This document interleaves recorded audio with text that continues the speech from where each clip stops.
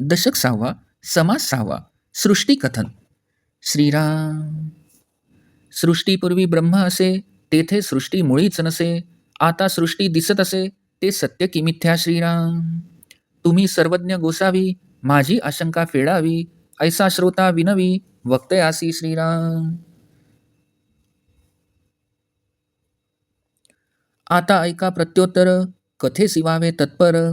वक्ता सर्वज्ञ उदार, बोलता झाला श्रीराम.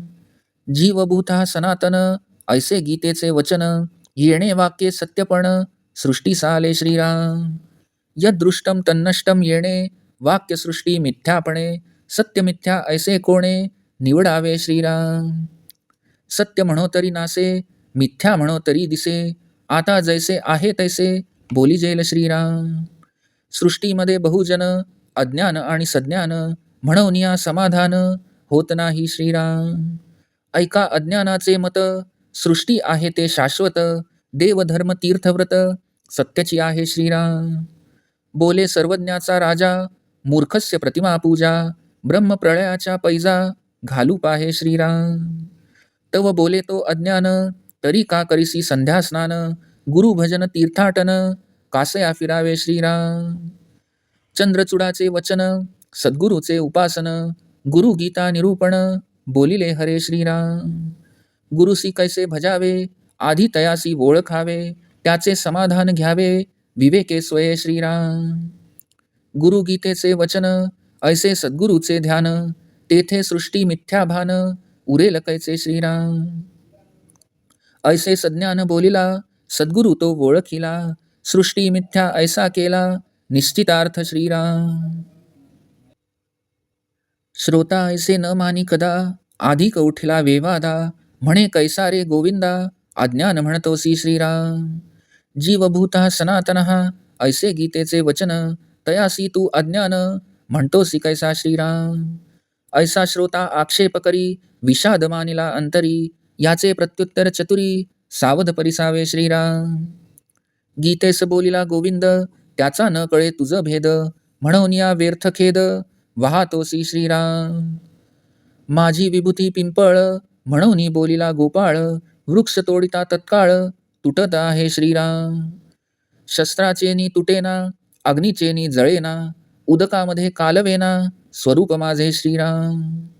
पिंपळ तुटे शस्त्राने, पिंपळ जळे पावकाने. पिंपळ कालवे उदकाने, नाशिवंत श्रीराम.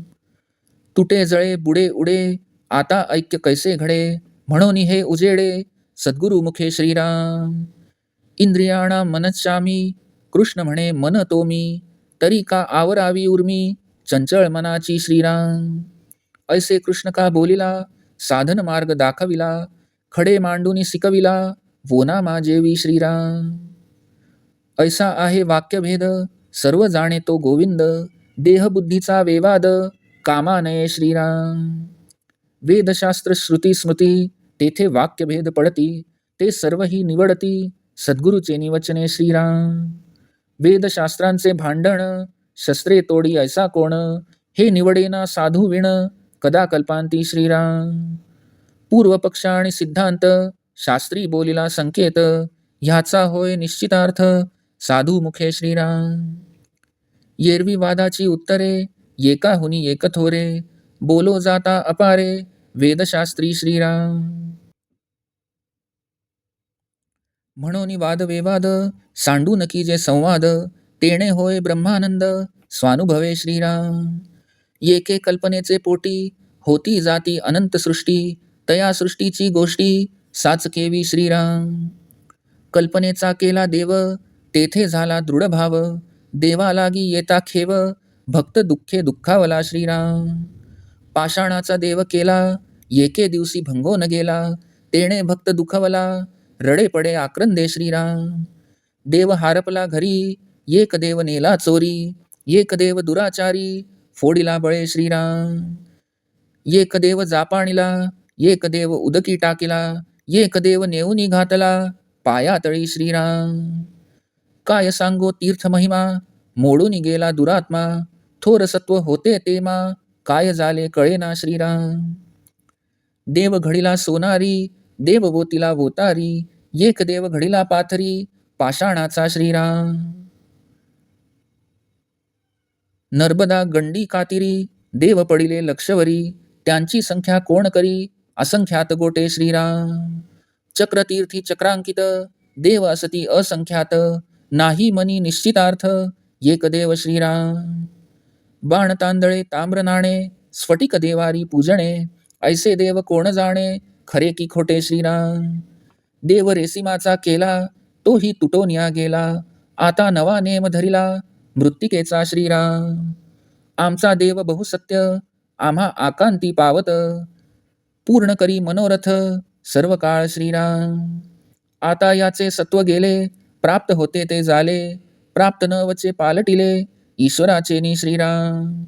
धातू पाषाण मृत्तिका चित्रलेप काष्ट देखा, तेथे देव कैचा मूर्खा भ्रांती पडिली श्रीराम.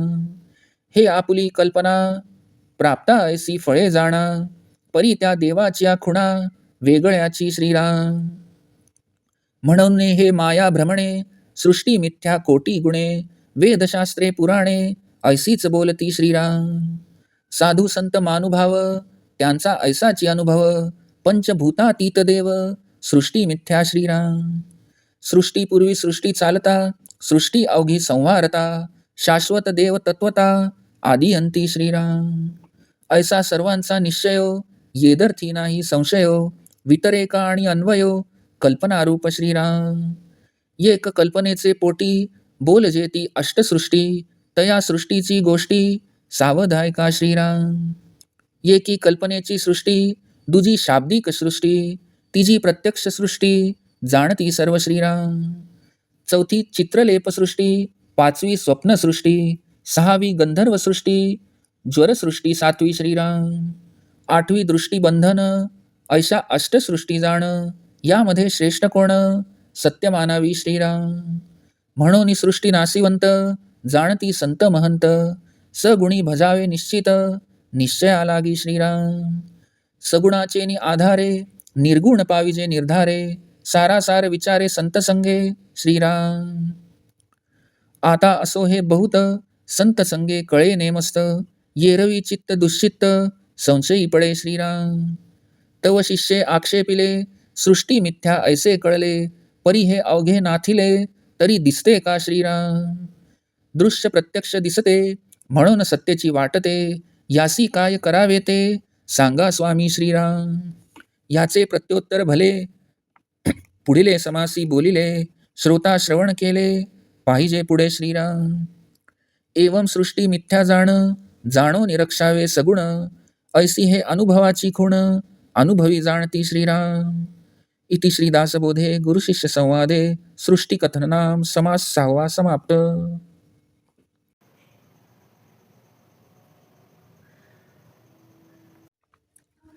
दशक 6वा समास 6वा सृष्टिकथन. श्रीराम. सृष्टी निर्माण होण्यापूर्वी ब्रह्म असते, त्यावेळी सृष्टीचा मागमूसही नसतो. आता सृष्टी दिसते आहे, मग ती सत्य आहे की मिथ्या आहे. आपण सर्वज्ञ आहात, स्वामी आहात, तेव्हा माझ्या या शंकेचे निरसन करावे अशी श्रोत्याने वक्त्याला विनंती केली. त्यावर सर्वज्ञ आणि उदार वक्ता म्हणाला की कथेला तत्पर होऊन सावध होऊन या प्रश्नाचे उत्तर आता ऐका. जीवभूतः सनातनः असे गीतेचे वचन आहे. या वाक्यामुळे सृष्टीला सत्यत्व प्राप्त झाले आहे. यद दृष्टम तन्नष्टम असेही शास्त्रवचन आहे. त्यायोगे सृष्टी मिथ्या आहे असे ठरते. तेव्हा सृष्टी सत्य आहे की मिथ्या आहे याचा निवाडा कोणी करावा. सृष्टीला सत्य म्हणावे तर तिचा नाश होतो आणि मिथ्या आहे असे म्हणावे तर ती दिसते. म्हणून आता ती जशी आहे तशी सांगतो. या सृष्टीमध्ये अनेक लोक आहेत. त्यातील काही सज्ञान आहेत तर काही अज्ञान आहेत. म्हणून त्यांच्या मतांमध्ये भेद असतो व त्यामुळे समाधान होत नाही. अज्ञानी लोकांचे काय मत आहे ते ऐका. ते म्हणतात की सृष्टी शाश्वत आहे. देव धर्म तीर्थव्रत इत्यादी सर्व सत्यच आहे. त्यावर सर्वज्ञांचा राजा म्हणतो की मूर्खस्य प्रतिमा पूजा, म्हणजे मूर्ख आणि अज्ञानी असतात त्यांच्यासाठी मूर्तीपूजा असते. सृष्टीचा प्रलय झाला तरी जे उरते ते ब्रह्म होय असे स्वानुभवाने तो पैजेवर म्हणू लागतो. मग त्यावर अज्ञानी मनुष्य म्हणतो की असे जर आहे तर तू संध्यास्नान गुरुभजन तीर्थाटन करीत कशाला फिरतोस. ज्ञानी उत्तर देत आहे की गुरुगीतेच्या निरूपणात शंकराचे वचन आहे की सद्गुरूची उपासना करावी. सद्गुरूची उपासना भजन कसे करावे? तर प्रथम सद्गुरूला ओळखावे व मग त्यांनी स्वात्मानुभवाने जे समाधान प्राप्त केलेले असते ते आपण स्वतःही विवेकाचे योगे प्राप्त करून घ्यावे. हे गुरुगीतेतील वचन असून त्यात याप्रमाणे सद्गुरूंचे ध्यान वर्णिले आहे. अशा प्रकारे सद्गुरूंचे ध्यान केले असता सृष्टी मिथ्या आहे हे भान तरी कसे उरणार? सज्ञानाने याप्रमाणे उत्तर दिले. त्याने सद्गुरूचे स्वरूप जाणले आणि सृष्टी मिथ्या आहे असा निश्चित अर्थ केला. श्रोत्याला हे वचन मान्य होईना. तो वादविवादास अधिकच प्रवृत्त झाला आणि म्हणू लागला की श्रीकृष्णाला तू अज्ञानी कसा रे म्हणतोस? जीवभूतः सनातनः असे गीतेचे वचन आणि गीता भगवान श्रीकृष्णांनी सांगितले आहे, त्यांना तू अज्ञानी कसा म्हणतोस? श्रोत्याने असा आक्षेप घेतला व तो मनामध्ये दुःख करू लागला. आता चतुश्रोत्यांनी या आक्षेपाचे उत्तर सावध होऊन ऐकावे. गीतेमध्ये श्रीकृष्णाने जे सांगितले त्याचा अर्थ तुला कळला नाही म्हणून तू उगीच दुःख करीत आहेस. गीतेत श्रीकृष्णांनी म्हटले आहे की सर्व वृक्षात पिंपळ ही माझी विभूती आहे, पण पिंपळ तोडला तर तो तत्काळ तुटतो. श्रीकृष्ण सांगतात की माझे स्वरूप असे आहे की ते शस्त्राने तुटत नाही, अग्नी त्याला जाळू शकत नाही, पाण्याने ते कालवता येत नाही. पिंपळ तर शस्त्राने तुटतो, अग्नीने जळतो, पिंपळ पाण्याने कालवता येतो, तो नाशिवंत असतो. पिंपळ तुटतो, जळतो, बुडतो, उडतो. आता या दोन वाक्यांचा समन्वय कसा घालायचा? सद्गुरूंच्या मुखाने श्रवण घडले की मगच ह्यावर प्रकाश पडतो. कृष्ण सांगतात की इंद्रियाणाम मनश्यामी, म्हणजे मन म्हणजे मी आहे. तर मग चंचल मनाच्या उर्मीला आवर कशाला घालायचा? लोकांना साधना मार्ग दाखवावा म्हणून श्रीकृष्ण असे बोलले आहेत. जसे लहान मुलांना खडे मांडून ओनामा शिकवावा तसे हे आहे. त्या वाक्याचा अर्थ असा आहे, श्रीकृष्ण सर्व काही जाणतात, तेथे देहबुद्धीचा विवाद उपयोगी पडत नाही.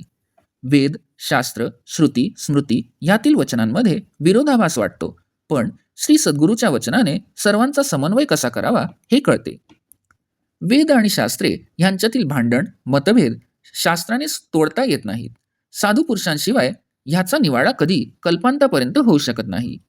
पूर्वपक्ष आणि सिद्धांत हे शास्त्राचे संकेत आहेत. त्यांचा निश्चित अर्थ साधू पुरुषांच्या वचनानेच कळतो.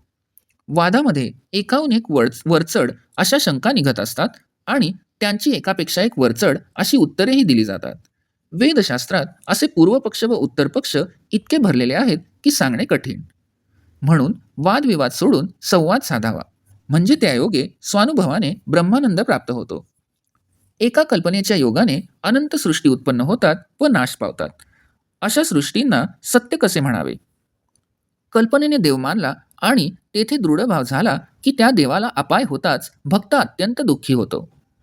पाषाणाचा देव केला आणि एके दिवशी तो भंगला, त्यामुळे त्या भक्ताला दुःख झाले व तो रडू लागला. जमिनीवर पडून दुःखाने गडबडा लोळू लागला, मोठ्याने आक्रोश करू लागला. एक देव घरातच हरवला, एक देव कोणी चोरून नेला, एक देव कोणी दुराचारी माणसाने जबरदस्तीने फोडूनच टाकला, एक देव भ्रष्ट केला गेला, एक देव कोणी पाण्यात बुडवला, तर एक देव कोणी पायदळीत उडवला. लोक म्हणू लागले की खरोखर या तीर्थाचा किती महिमा होत. दुरात्म्यांनी तो नाहीसा करून टाकला आहे. खरोखर स्थान किती जागृत होते, पण आता ते सत्व कोठे गेले कळत नाही. एक देव सोनाराने घडवला, एक देव ओताऱ्याने ओतला, पाषाणाचा पाथरवटाने घडविला. नर्मदेच्या गंडकीच्या तीरावर लक्षावधी देव पडलेले असतात. या प्रकारे अज्ञानी लोकांची स्थिती असते. देव एकच आहे असा दृढ निश्चय त्यांच्या ठिकाणी नसतो.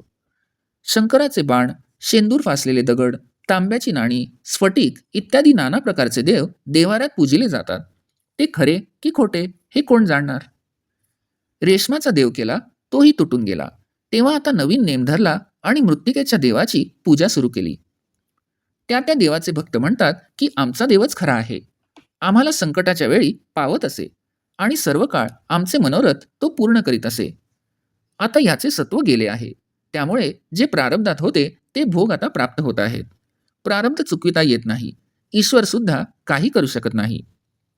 याप्रमाणे लोक धातू, पाषाण, मृत्तिका, चित्रे, लाकूड इत्यादींच्या मूर्ती करून त्यांची पूजा करतात.